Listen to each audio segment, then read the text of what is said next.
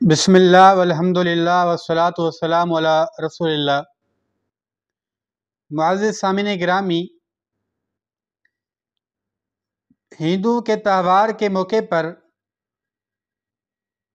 بھارت میں مسلمانوں کی ماں بہنوں کے ساتھ جو زیادتی کی گئی، جو ان کی تذلیل کی گئی، اس پر میں چند گفتگو کروں گا۔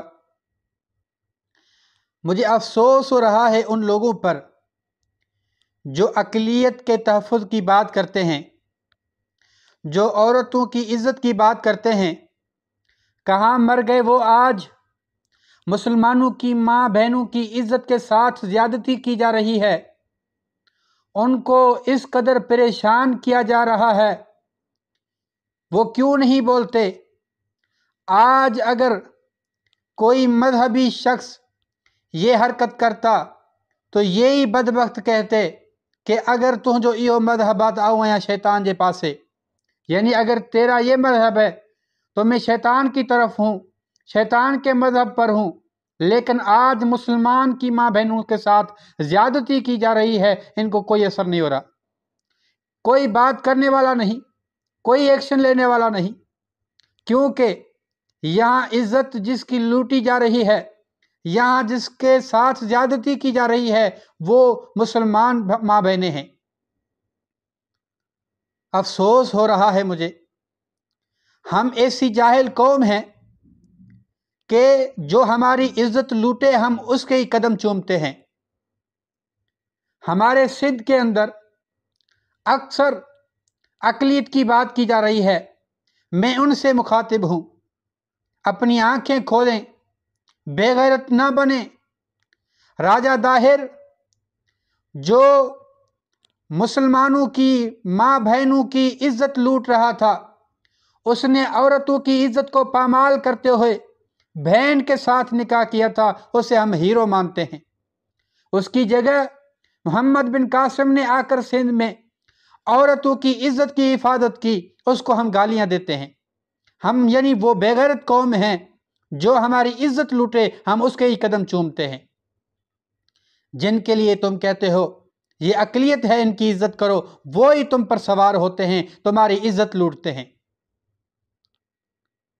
اور میں تمام عالم اسلام کے لوگوں کو، پوری کائنات کے لوگوں کو دعوت فکر دینا چاہتا ہوں کہ آئیں اسلام اور کفر کا موازنہ کریں۔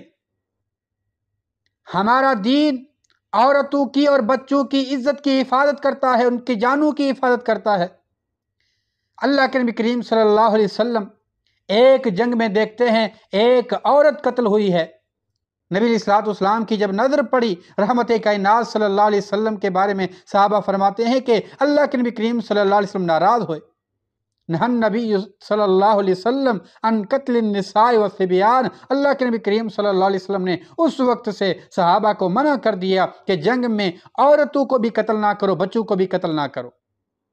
کافرہ عورت تھی، اللہ کے نبی کریم صلی اللہ علیہ وسلم نے اس کے قتل کرنے پر بھی صحابہ سے ناراض ہوئے اور منع کر دیا کہ کسی کافر عورت کو بھی قتل نہ کرو۔ اور دوسری جانب وہ کفار ہماری ماں بہنوں کو جانور سمجھ کر قتل بھی کر رہے ہیں، ان کی عزت کے ساتھ کھیل بھی رہے ہیں۔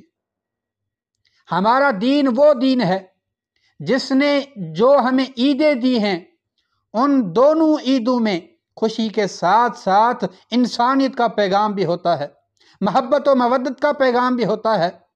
ہمارے دین نے ہمیں عید الفطر دی ہے، اس عید الفطر کے اندر صدقۃ الفطر اور زکوٰۃ کے ساتھ ساتھ دیگر کئی صدقات و خیرات کے ذریعے غریب و مساکین کے ساتھ مدد کی جاتی ہے، ان کے ساتھ خیر خواہی کی جاتی ہے۔ ان لوگوں کی طرح عیدوں کی نسبت سے لوگوں کے ساتھ زیادتیاں نہیں کی جاتی، لوگوں کو پریشان نہیں کیا جاتا۔ ہمیں اسلام نے عید الاضحیٰ دی ہے، اس عید کے اندر بھی قربانی کے ذریعے سے غریب و مساکین کی مدد کی جاتی ہے، حتیٰ کہ کفار بھی اس گوشت سے کھاتے ہیں۔ یہ ہمارا دین ہے، یہ ہمارا شریعت ہے، یہ ہمارا مذہب ہے۔ جس نے انسانیت کے ساتھ خیر خواہی کا پیغام دیا ہے، محبت و مودت کا پیغام دیا ہے، انہیں ذلیل کرنے، رسوا کرنے اور ان کی عزتوں کو پامال کرنے کا نہیں۔ دوسری جانب وہ یہ کفار ہیں جو عید کے نام پر، خوشیوں کے نام پر اور دیگر تعصبانہ انداز سے مسلمانوں کو، عورتوں کو، بیواہوں کو، بیوی بچوں کو پریشان کرتے ہیں، ذلیل کرتے ہیں۔ مسلمانوں، آپ کہاں مر گئے ہو؟ کیوں اپنی غیرت کو اجاگر نہیں کرتے؟ اور پھر میں کافر بھائیوں کو بھی دعوت خطاب دوں گا، دعوت فکر دوں گا، بلکہ کہ وہ اس دین کو سمجھیں، اسلام کو سمجھیں۔